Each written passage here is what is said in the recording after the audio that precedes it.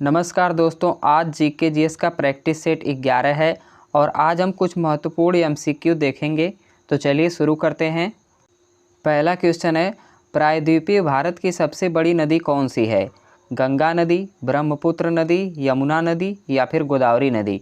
तो दोस्तों प्रायद्वीपीय भारत की जो सबसे बड़ी नदी है वो है गोदावरी नदी, यानी कि ऑप्शन डी आपका राइट आंसर हो जाएगा। अगला क्वेश्चन देखेंगे, महात्मा गांधी को सर्वप्रथम राष्ट्रपिता किसने कहा था? रविन्द्रनाथ टैगोर, सुभाष चंद्र बोस, गोपाल कृष्ण गोखले या फिर बाल गंगाधर तिलक।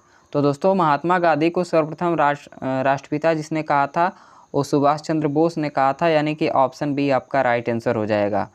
अगला क्वेश्चन देखेंगे, मनुष्य के शरीर में सबसे बड़ी ग्रंथि कौन सी होती है? यकृत, अग्नाशय, थायराइड या फिर इनमें से कोई नहीं। तो दोस्तों मनुष्य के शरीर में जो सबसे बड़ी ग्रंथि होती है वो यकृत होती है, यानी कि ऑप्शन ए आपका राइट आंसर हो जाएगा। अगला क्वेश्चन देखेंगे, आईने अकबरी किताब के लेखक कौन हैं?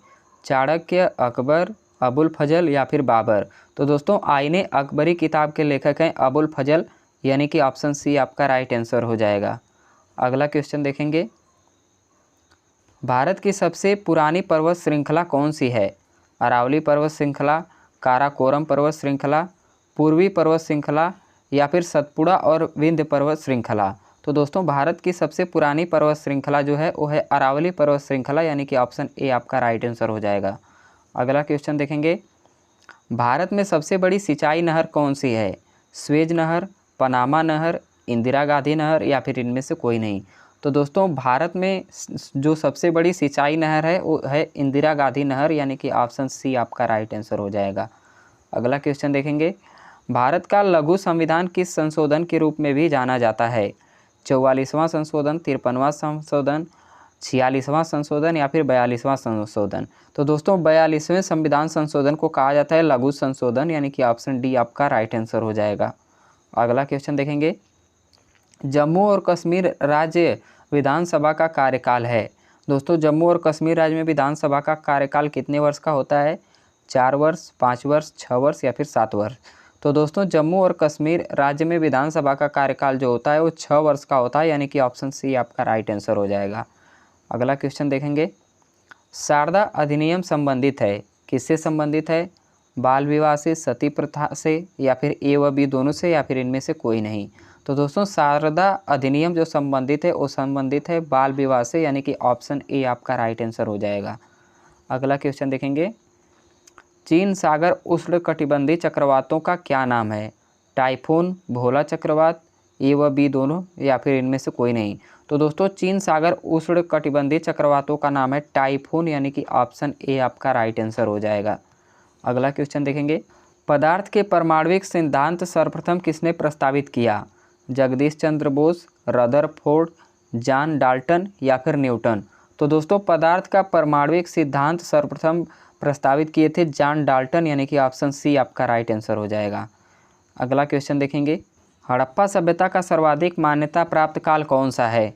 तो दोस्तों हड़प्पा सभ्यता का जो सर्वाधिक मान्यता प्राप्त काल है वो है 2500 से 1700 ईस्वी पूर्व, यानी कि ऑप्शन सी आपका राइट आंसर हो जाएगा। अगला क्वेश्चन देखेंगे, परमाणु के नाभिक का आकार क्या होता है? 15 power minus 15 metre, 10 power minus 15 metre, 9 power minus 15 metre या फिर 5 पावर माइनस 15 मीटर। तो दोस्तों इसका राइट आंसर हो जाएगा 10 पावर माइनस 15 मीटर, यानी कि ऑप्शन बी। अगला क्वेश्चन देखेंगे, सिंधु घाटी सभ्यता में घोड़े के अवशेष कहाँ मिले हैं? सुरकोटदा, कालीबंगा, मोहनजोदड़ो या फिर लोथल। तो दोस्तों सिंधु घाटी सभ्यता में घोड़े के अवशेष जो मिले हैं वो मिले हैं सुरकोटदा में, यानी कि ऑप्शन ए आपका राइट आंसर हो जाएगा। अगला क्वेश्चन देखेंगे, संविधान सभा के गठन की मांग सर्वप्रथम 1895 में किसके द्वारा प्रस्तुत की गई? जवाहरलाल नेहरू, भीमराव अंबेडकर, सुभाष चंद्र बोस या फिर बाल गंगाधर तिलक। तो दोस्तों संविधान सभा के गठन की मांग जो प्रस्तुत की गई थी वो की गई थी बाल गंगाधर तिलक के द्वारा, यानी कि ऑप्शन डी आपका राइट आंसर हो जाएगा। अगला क्वेश्चन देखेंगे, प्राचीन भारतीय भौगोलिक मान्यता के अनुसार भारतवर्ष किस द्वीप का अंग था? जम्बू द्वीप, हिमालय द्वीप, ए व बी दोनों या फिर इनमें से कोई नहीं। तो दोस्तों भारतवर्ष जो अंग था वो जम्बू द्वीप का अंग था, यानी कि ऑप्शन ए आपका राइट आंसर हो जाएगा। अगला क्वेश्चन देखेंगे, कैबिनेट मिशन योजना के अनुसार संविधान सभा में कुल कितने सदस्य होने थे? 299, 301, 389 या फिर 395। तो दोस्तों कैबिनेट मिशन योजना के अनुसार संविधान सभा में कुल 389 सदस्य होने थे। अगला क्वेश्चन देखेंगे, इंडियन स्टैंडर्ड टाइम और ग्रीनविच मीन टाइम में कितना अंतर है? 4 घंटे 17 मिनट, 8 घंटे 20 मिनट, 3 घंटे 40 मिनट या फिर 5 घंटे 30 मिनट। तो दोस्तों इंडियन स्टैंडर्ड टाइम और ग्रीनविच मीन टाइम में जो अंतर है वो है 5 घंटे 30 मिनट, यानी कि ऑप्शन डी आपका राइट आंसर हो जाएगा। अगला क्वेश्चन देखेंगे, पंचवर्षीय योजना के ड्राफ्ट रूपरेखा का अनुमोदन कौन करता है? राष्ट्रीय विकास परिषद, राष्ट्रीय स्वास्थ्य संगठन, ए व बी दोनों या फिर इनमें से कोई नहीं। तो दोस्तों पंचवर्षीय योजना के ड्राफ्ट रूपरेखा का जो अनुमोदन करता है वो करता है राष्ट्रीय विकास परिषद, यानी कि ऑप्शन ए आपका राइट आंसर हो जाएगा। अगला क्वेश्चन देखेंगे, भारत में आर्थिक नियोजन कब प्रारंभ हुए?